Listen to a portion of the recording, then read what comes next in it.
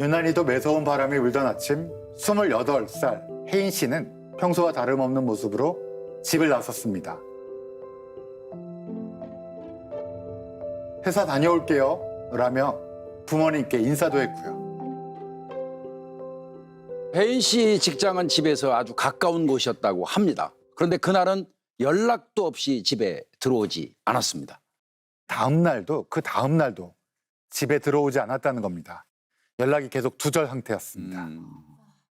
혹시 혜인 씨가 납치라도 당한 게 아닐까요?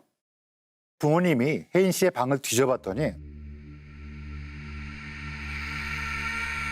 옷가지와 생필품들이 없는 거예요. 즉 계획적으로 짐을 싸서 나간 겁니다.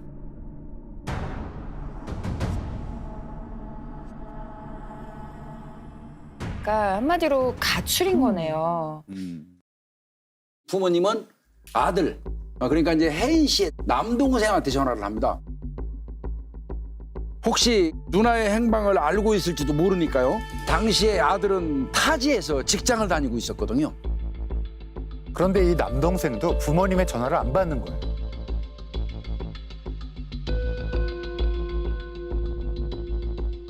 대신 엄마의 문자에 이런 답을 보냅니다.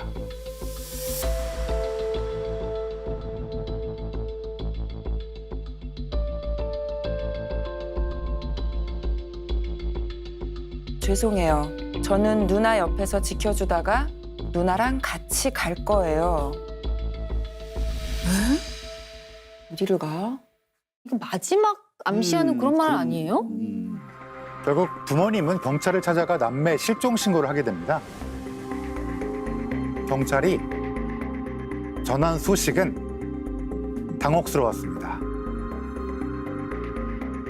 남매가 지금 서울에 있다는 겁니다. 그것도 한 변호사와 함께요. 오. 저한테 이메일이 한 통 왔습니다. 보낸 사람은 혜인 씨의 남동생이었고요. 누나가 아빠로부터 폭행을 당했다. 그런데 더는 견딜 수가 없다. 면서 동생에게 도움을 청했답니다. 얼마나 심했길래 이렇게 변호사한테까지 연락을 해서 구조 요청을 했을까요? 사건은 혜인 씨가 아버지 몰래 연애를 하게 되면서부터 시작이 됩니다.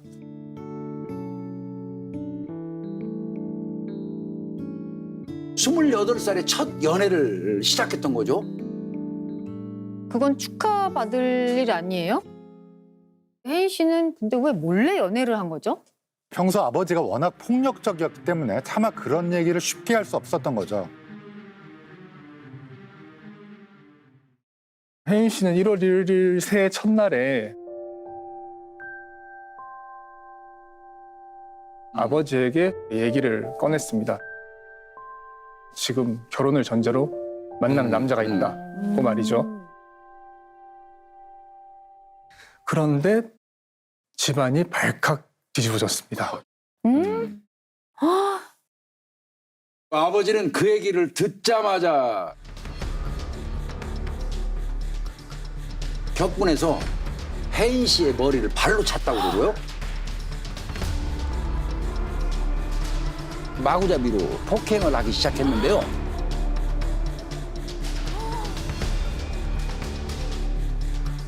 왜 지금껏 속이고 남자를 만났냐? 몇 번이나 만났냐? 그 남자 어디가 좋아서 만나냐? 난리를 쳤다고 합니다.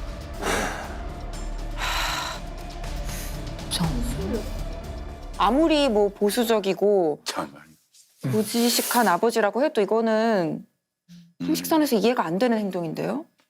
제 아버지 폭력이 일주일 넘게 지속되었다고 합니다. 결국 혜인 씨는 동생에게 도와달라고 전화를 했고요. 동생은 바로 경찰에 신고했습니다. 그렇게 경찰이 출동하고 나서야 상황이 마무리되었습니다.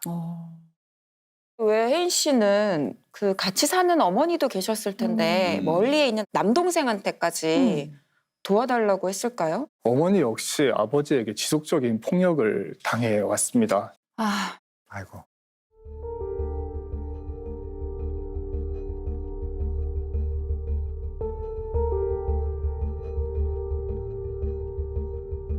남편을 전혀 막아설 수 없는 상황이었습니다.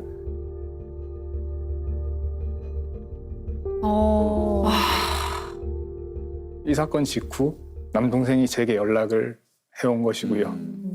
전 상황이 심각하다고 판단을 했고 우선 혜인 씨를 집에서 나오게 했습니다.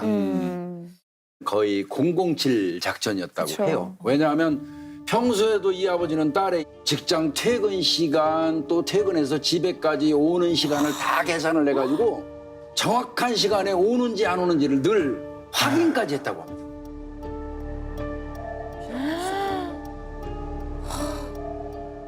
몰래 캐리어 하나를 집 밖에 숨겨둔 거예요. 출근길에 조금씩 짐을 가지고 나가는 겁니다. 아.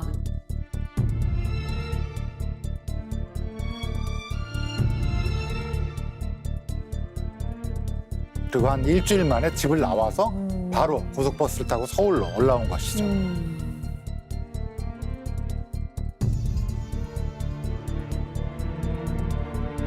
아빠가 이 정도로 막무가내인 사람이면 어떻게든 혜인 씨가 있는 곳을 찾아낼 것 같아요.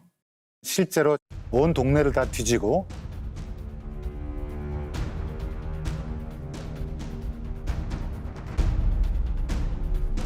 딸의 직장을 찾아가고 남동생이 나가 살던 지역까지 샅샅이 뒤지고 다닙니다.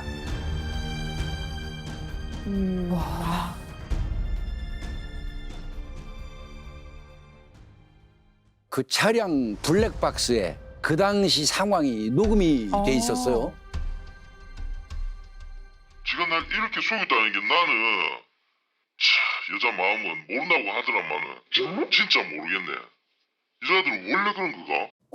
여자들? 여자들은 원래 그런 거가? 아 몰라. 니는 여자 아이가? 지가 싫다고 나가서 안 오는데 뭐. 그럼 그렇다고 그냥 가만히 내버려두고 그냥 기다리나? 그럼 어쩌는데 아저씨요. 우와, 여자라고 표현을 하네요, 아빠가. 이게 뭐 여자 남자의 다툼 도망간 게 아니잖아요. 충격적인 건 이 대화의 앞부분에 아버지의 말이 더 있었습니다. 내하고 지하고 아무 관계 없는 사이가? 어? 나는 이제 아빠의 메인이잖아. 뭐? 근데 전부 속이잖아. 다른 것도 아니고 남자 문제를. 지가 날 이렇게 속였다는 게 나는 여자 마음은 모른다고 하더란마는 진짜 모르겠네. 제가 방금 뭘 들은 거지? 너무 소름 끼쳐요. 아빠 겸 애인이요? 아, 지금 이게 농담이에요, 뭐예요? 아버지는 실제로 자신을 딸의 아빠 겸 애인이라고 칭하고 있었습니다. 평소에도 혜인 씨에게 우리는 연인 사이라는 말을 자주 했다고 합니다.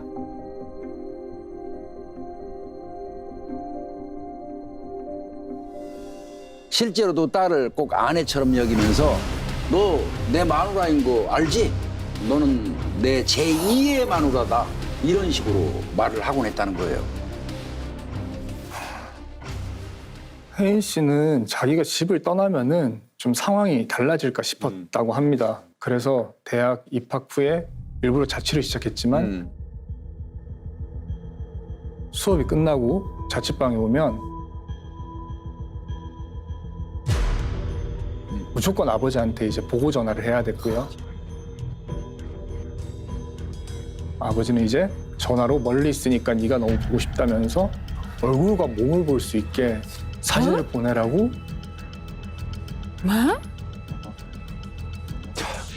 진짜 너무 기가 막히네요.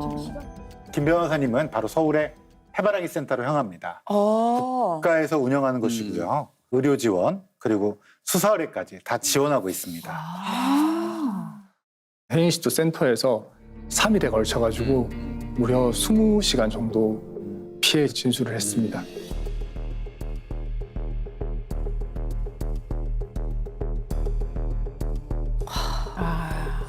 어마어마한 사연이 있는 것 같네요.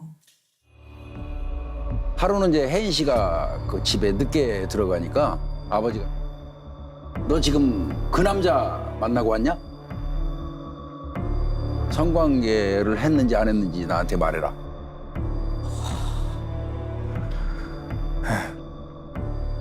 이러면서 이 폭행이 시작됐는데 급기야 이 아버지가 잔뜩 겁에 질려 있는 혜인 씨를 성폭행했다고 합니다.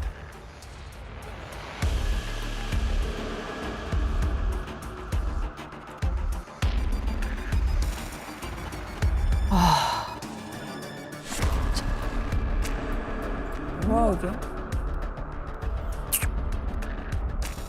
잘못 들은 거 아니죠? 아버지가 딸을요? 진짜 너무 악마 같아요, 진짜. 이 아버지는 혜인 씨한테 일주일 내내 강제로 성폭행을 했고요. 혜인 씨가 집을 나오기 전날까지 이런 상황이 계속됐습니다. 혜인 씨는 그런 일을 당하고 겨우 도망쳐 나와가지고 저를 만난 거였습니다. 저와 함께 방문한 해바라기 센터에서 성폭력 키트 검사를 받았습니다. 그리고 범죄 증거들을 신속하게 확보할 수 있었어요. 그런데 혜인 씨가 더 털어놓은 사연은 정말 너무 충격적이었습니다. 혜인 씨가 초등학교 6학년, 만 12살이 되던 해의 일이었었고요. 그날 아버지는 혜인 씨의 어머니가 바람을 피웠다고 하면서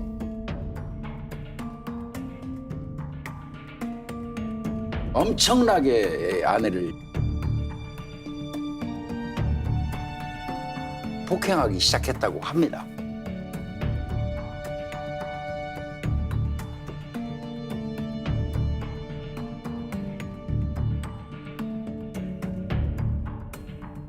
혜인 씨는 어머니가 맞는 걸 보면서 옆에서 잔뜩 겁에 질려 있었다고 합니다.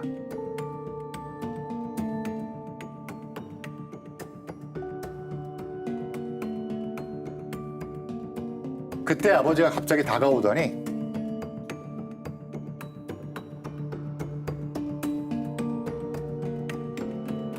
몹쓸 짓을 하고 맙니다.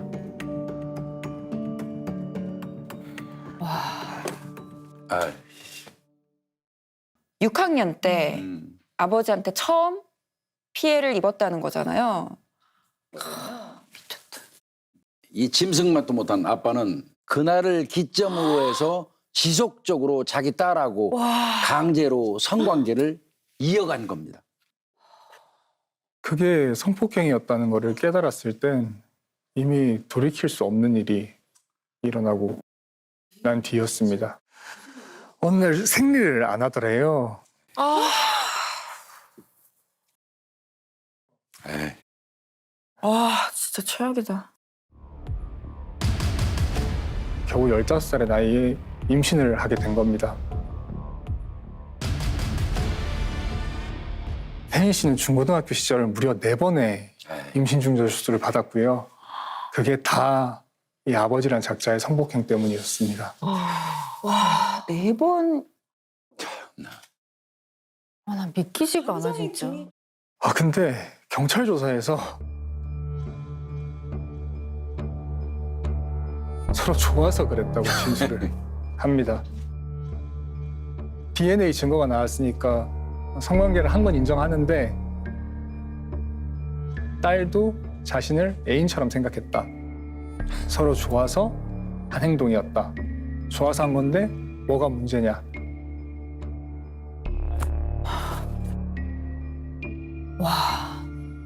혜인 씨는 12살이었던 2004년부터 2020년까지 무려 15년에 걸쳐서 아버지한테 성폭력을 당한 것으로 밝혀졌고요. 범행 횟수는 매주 한 번 이상이었던 걸로 조사가 됐습니다. 아버지가 사용했던 휴대전화에서는 그가 딸에게 저지른 강제로 촬영한 수많은 동영상과 사진이 발견된 거죠. 너무 소름 끼쳐서 진짜 말을 못하겠어. 친족간 성범죄의 경우에는 어렸을 때부터 장기간 피해에 노출이 맞아요. 되잖아요. 그러다 보니까 피해 일시를 맞아요. 특정하는 게 굉장히 어렵습니다.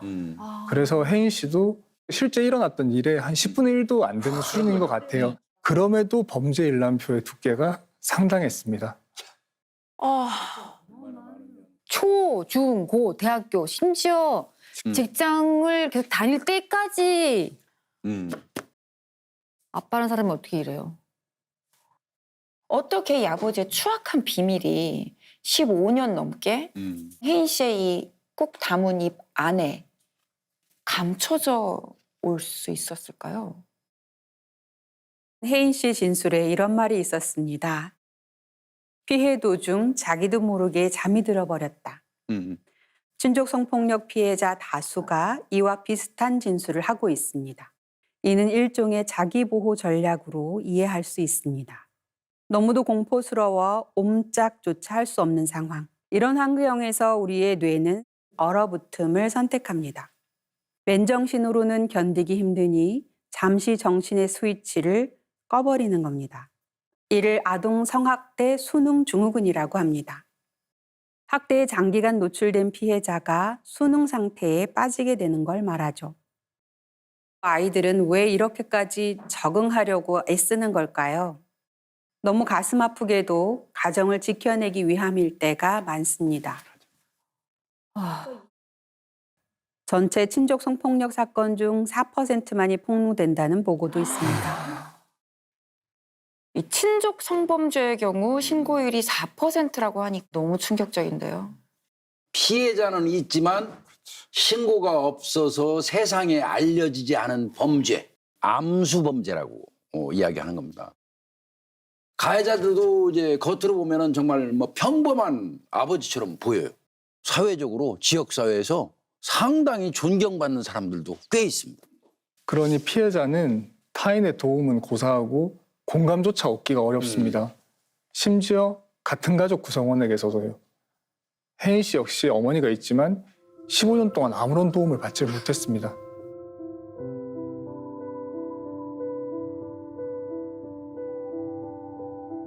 제가 어머니 만나봤을 때 범행 현장을 본 적이 있냐고 물어봤거든요. 네.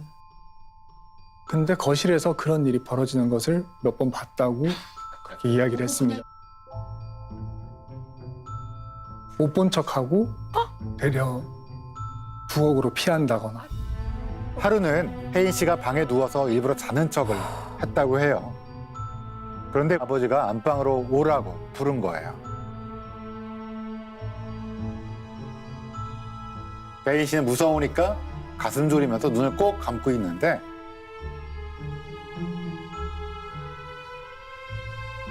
어머니가 방문을 열면서 아빠가 찾는다, 나와라 라고 한 겁니다. 남편을 뜯어 말려서 진짜 가까이 못 가게 해놔야지. 그럼요. 엄마라면. 조심하라는 게 무슨 말이에요? 아니, 엄마인데 어떻게 이래요? 상상을 초월한다.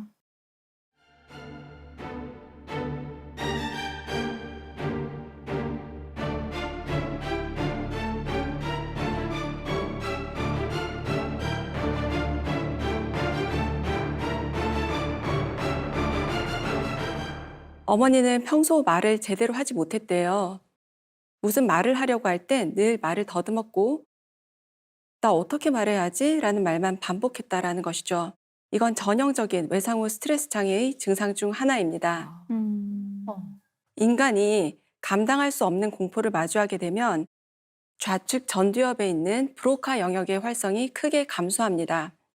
흔히 너무 놀라서 말이 안 나온다 이런 표현을 하잖아요. 이 브로카 영역이 말하는 기능을 담당하기 때문에 그러한 것인데요. 혜인 씨의 어머니는 결혼 시절 내내 만성적인 폭력 속에서 살아온 것으로 확인이 되는데요. 그로 인해 정상적인 사고 자체가 불가능해졌을 것으로 보입니다. 어쩌면 어머니는 남편의 성적 욕구 대상에서 자신이 벗어났다는 그 사실에 안도감을 느꼈을 수도 있겠어요.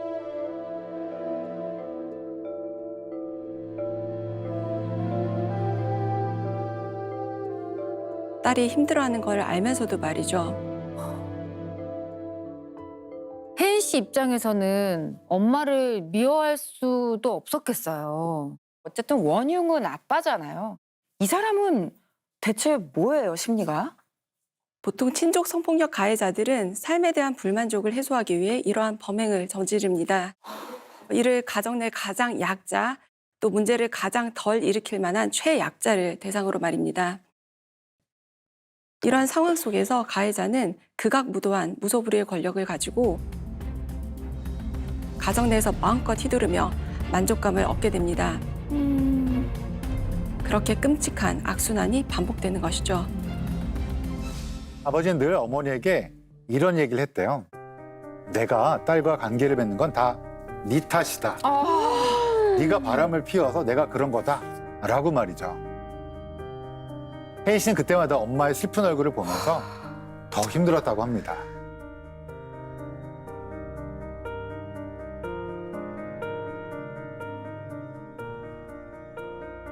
다행히 혜인 씨가 얼른 정신을 차리고 집을 나왔는데 바로 경찰에 신고를 한 건가요? 네, 경찰 수사가 바로 진행이 됐고요. 구속영장까지 떨어져서 바로 구속됐습니다. 혜인 씨가 정말로 큰 용기를 냈네요. 맞아요. 그런 만큼 가해자가 제대로 된 처벌을 좀 받았으면 좋겠어요. 혜인 씨는 15년간 성폭행한 친부를 엄중 처벌해달라고 요청하는 국민청원을 올렸고요. 약 25만 명 국민들의 동의를 얻었습니다.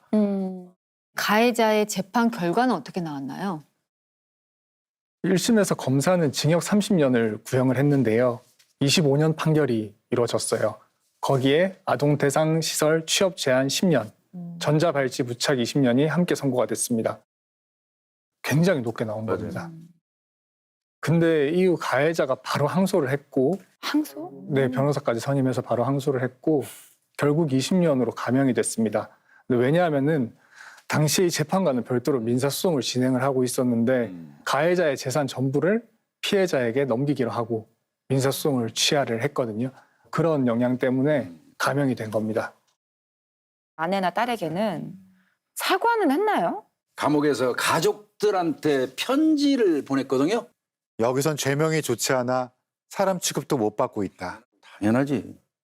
너무 비참하게 살아간단다. 남들과도 합의하는데 그래도 우리는 가족이잖니. 아, 눈 한번 찔끔하고 용서해줘라. 정말. 아직도 정신을 못 차린 것 같아요.